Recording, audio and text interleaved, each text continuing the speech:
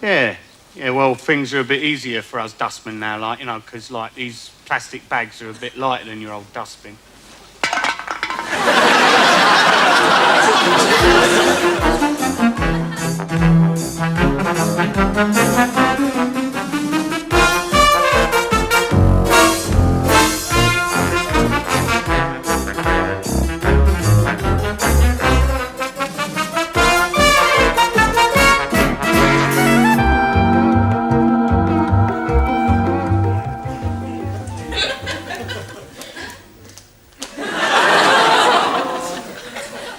The tortoise.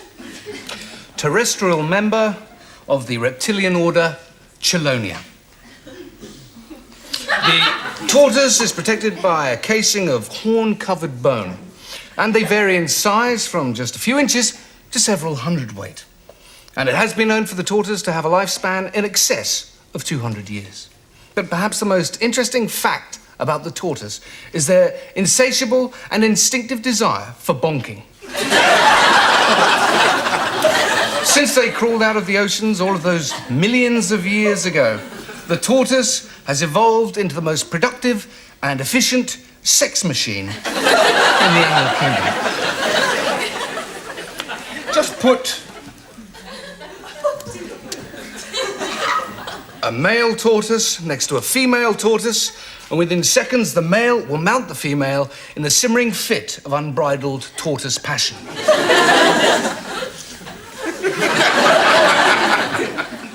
Yes, before you can almost blink, the two tortoises are at it, hammer and tongs.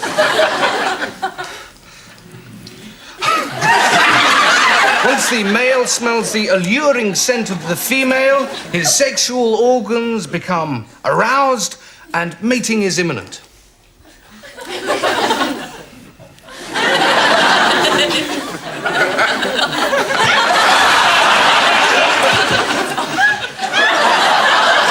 Once the male has mounted the female, then turbulent, one might almost say violent copulation takes place.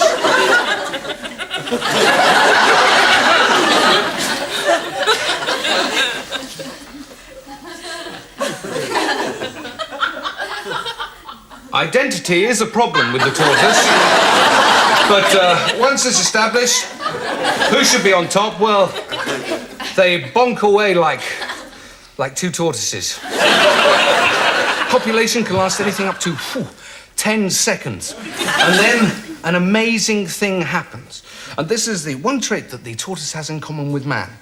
After copulation, he dismounts and flakes out. And likes to wind down with a lettuce leaf. Which, as a matter of fact, leads us very neatly into this. How was it for you? How was what? Fantastic bargains, incredible offers, and everything, yes, everything must go.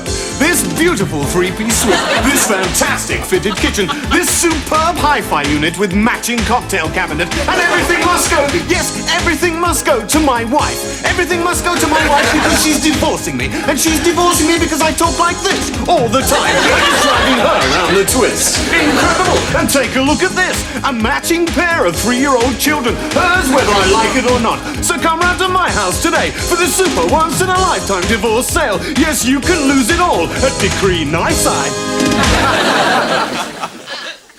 The whole thing was an absolute scream, and we hooted till dawn. And then last week it was even worse. We were dubbing a Yugoslavian film into English. Spanking Slavs, would you believe? For Peter. You remember Peter? The one with the earrings. Yes, that's right. And he turned to me and had the temerity to suggest that somehow the whole thing... OK, loves. Hugo, Miriam, ready on the red light. All right, Des? Yeah, ready, John. Right.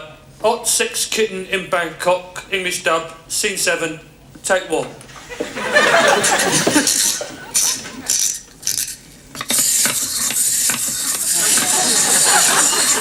Oh, Carlos, I can't stand this tropical heat any longer. I'm going to take my dress off. Let me do it for you, my darling. Oh, Carlos, faster, Carlos, faster. dress is off. Now for yours. Carlos, hurry. I'm so hot.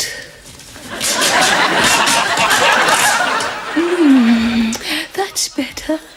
Now, kiss me, Carlos. Kiss me. Again, Carlos. Again. All over my body.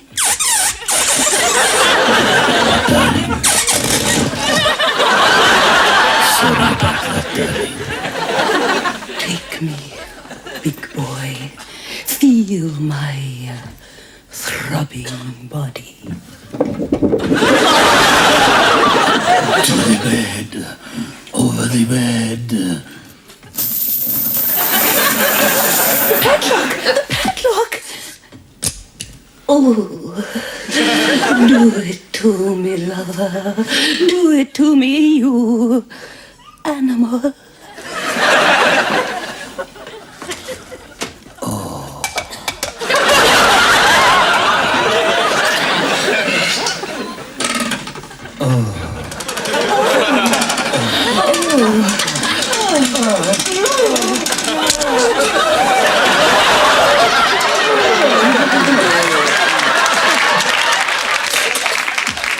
Me and Ron have just been sent another letter. Except this time I'm going to use it first.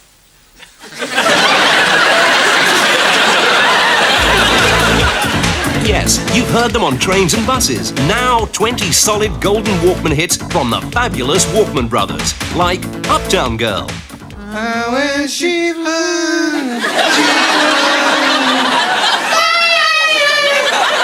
Town girl. Sinatra did it his way. The Walkman Brothers do it their way. Final curtain of certain I did it. Sing along with the Walkman hits of the 80s. Lucky, lucky, lucky, lucky, lucky, lucky, The lucky. fabulous Walkman Brothers. And the beat goes on and on until the batteries run down. Lucky, lucky, lucky, lucky.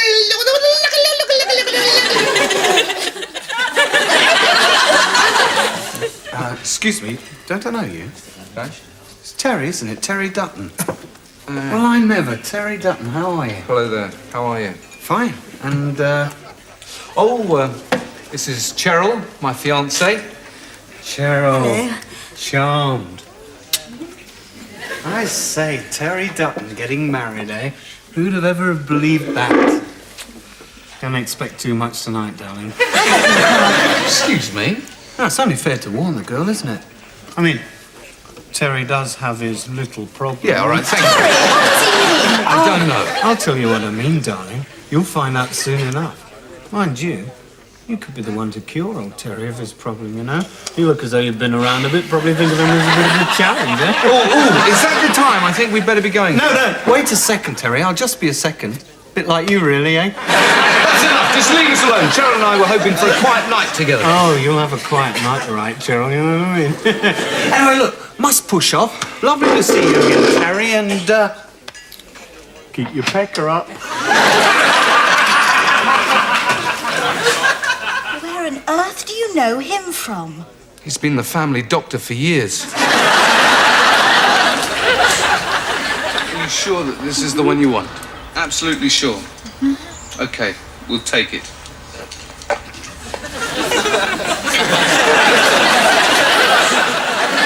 As house prices continue to soar across the country, it's becoming almost impossible for first-time buyers to purchase and furnish their first home. But Mr. Jones of Romford has come up with a rather ingenious scheme. Mr. Jones, tell us a bit more about it. Certainly. About 15 years ago, I started to think about the amount of bodily waste we reject during the course of a year. You know, toenail clippings, fingernail clippings, mucal secretion, earwax, that sort of thing. And I worked out that in the average year, the average person probably gets rid of enough bodily waste to fill a 4-door Morris Marina.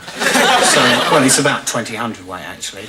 So, anyway, my wife and I decided to keep all ours and We built this house out of it. At a cost of 35p. Mr. Jones, this living room carpet with the rather lovely Indian motif, what's it made from? Well, actually, my wife weaved that from the little curly hairs she found in our bed and in my underpants. How enchanting. It's very, very wiry, isn't it? Don't touch that bit, that's my wife's. Point taken.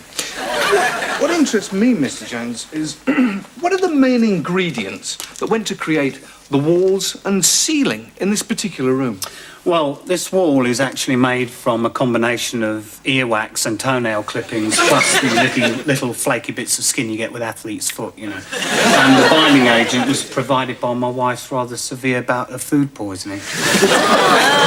Gorgeous. Maybe you could give me the information here on how long it takes for perspiration and dandruff to harden to the consistency of this rather handsome coffee table. Well, we were quite lucky in this case, in that my father-in-law donated to us the proceeds of his bronchitis. How generous. Well, people have been very generous. Mrs. Fitzpatrick across the road, for example, she had the operation. Yeah, that operation, yeah. And she gave it all to you? Yeah, she did, yeah. And what did you make out of it? You're sitting on it, actually. Well, unfortunately, time has beaten us again. So, from Mr. Jones and myself, good night. Do you want that? Sorry, I just swallowed it. Bastard. If you want the best, then don't fit this stuff.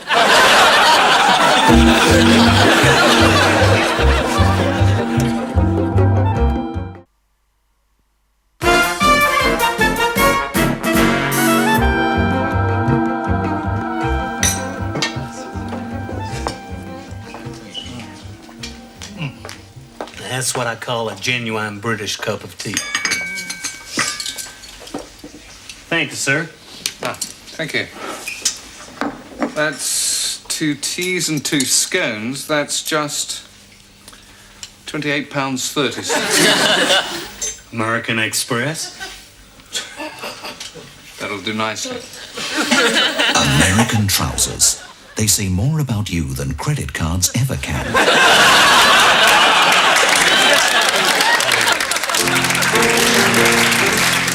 Look, listen to me, Lou. Listen. You just tell that son of a bitch to go straight to hell. Hey, can you come over here a minute? Listen, Lou, I don't need this shit at the moment. Now just tell me, who's number one? Is it me or is it me? Yeah, well, just do it, fat man, and get back to me. Hey, Jack, I've written a new song for you. I think it could be a hit. Okay, give me the words, give me the music. Can I just sing it for you? Is that okay? Yeah, just go ahead. Okay. For many years I've tried to say that we don't get along. I never could say it to your face, so I wrote it in a song. That's a really nice intro there, Hank. That's good, yeah. A piano player's all I am, while you're a household name. I write your hits, arrange them all, and you get the acclaim. Yeah, it's a really nice tune. You said you'd share success with me, but what you really meant was you take all the glory, all of the girls, and I just get 5%. Hey, these lyrics are really good. Yeah, I like the words. First chorus, Jack. Okay. Oh, Jack, I've stabbed you in the back. Just yesterday, I had your wife and your daughter in the sack. Hey, what a great song. It seems almost real, you know? I sold your sordid story to a national magazine. I told them of the drugs and the mafia, the sheep and Vaseline. Yeah, what a really, really great song there, yeah. Second chorus. Yeah. Oh, Jack, you won't be coming back. the grass was the cyanide in your early evening snack. So what do you think, Jack? Yeah, there's just something about that last chorus, you know, Hank. You okay, Jack? You're looking a little wobbly on your feet there. No, I'm fine. I just want to do something to that last chorus. Just play it again. Okay.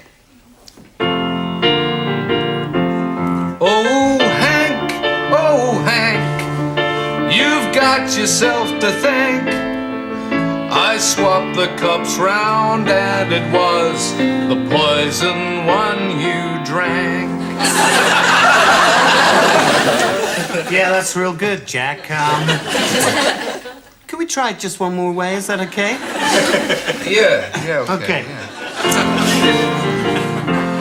Oh, for heaven's sake, we both made a big mistake. I may have drunk the poison tea, but you ate the chocolate cake.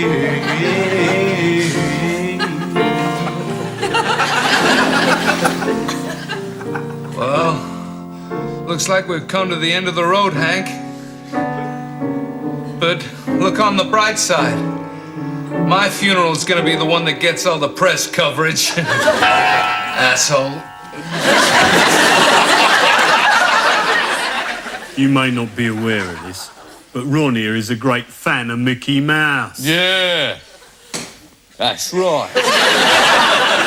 So if you think Mickey Mouse is stupid, Ronnie has got a message for you. Yeah. It's difficult to laugh when your lungs are in a blender.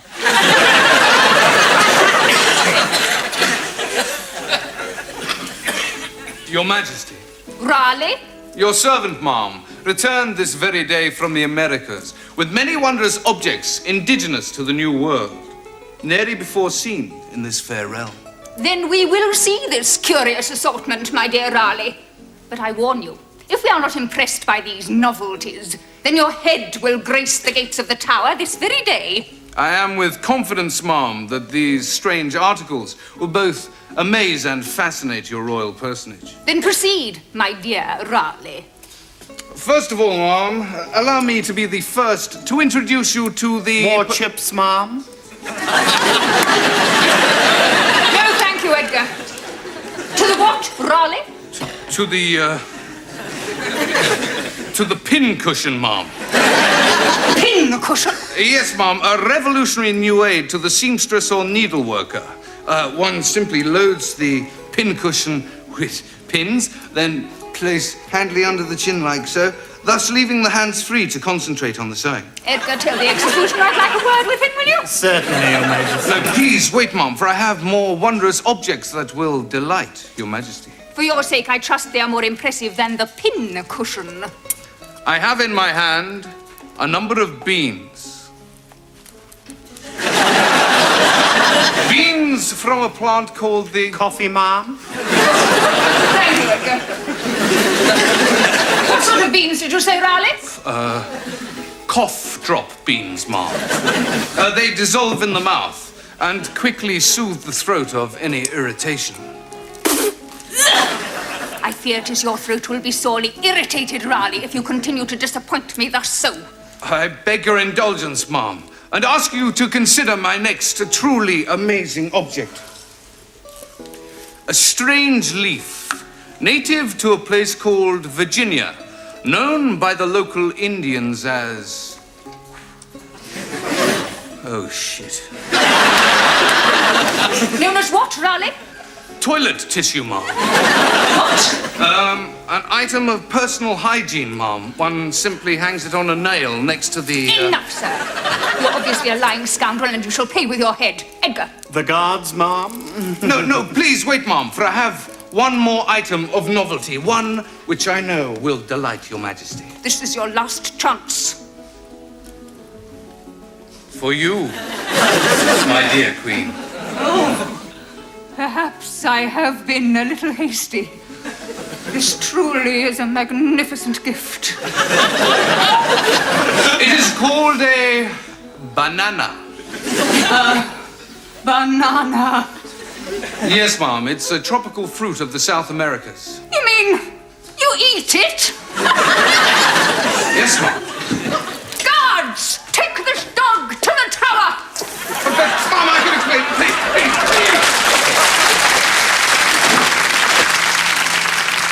Yeah, people might snigger, but I've got a lot to thank Mrs. Thatcher for.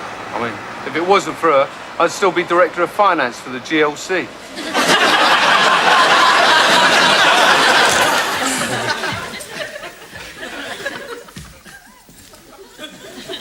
It was a cold and moonless night. In the distance, a wild dog howled. Howled. Oh, sorry. No one heard the key turn in the lock or the heavy oak door swing open. I did. No one heard. The stairway echoed. Echoed. Would another victim fall prey to this strange, overwhelming force?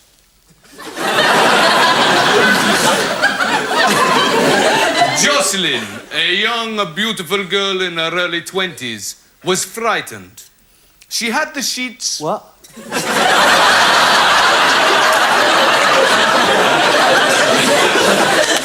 She had the sheets pulled over her face for some kind of reassurance. Her mind churned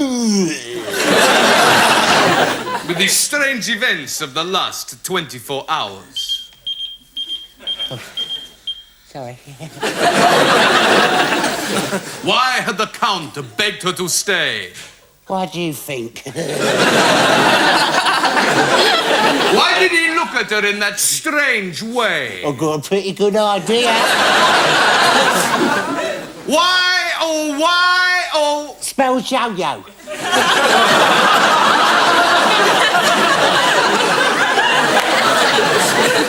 In the faint arc of light from her flickering candle, she saw the door handle move. Or was it her fancy?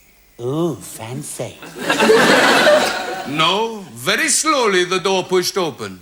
Hardly noticeable at first, but now a full 8 inches.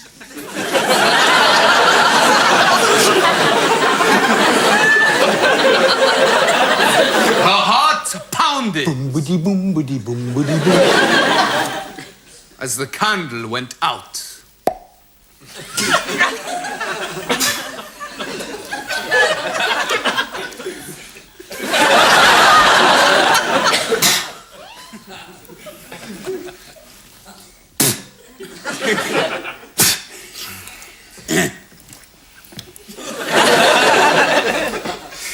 She was aware of a strange presence in her room. As she strained... As she strained to see... She could just make out a ghastly shadow. It's Aunt Marvin!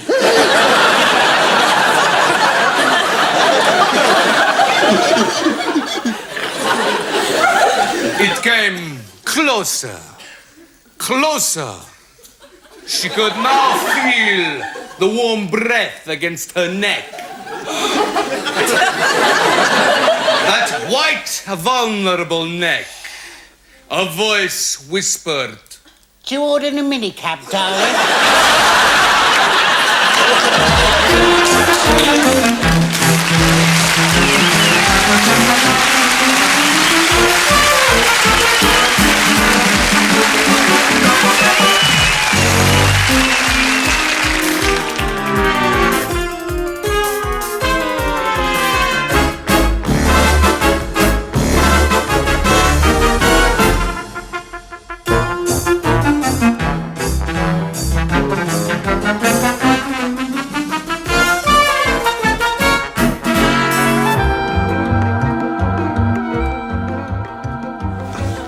Yes, I suppose you could say I am appealing.